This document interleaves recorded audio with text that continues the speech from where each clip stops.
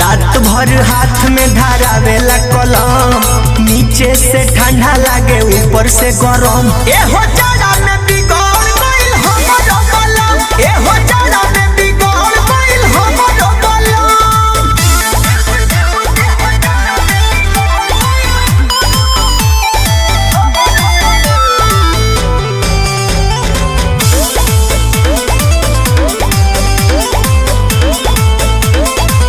बुझेला अपना के बड़का पढ़ाकू, सांझोते से जिया पवन जाला डाकू।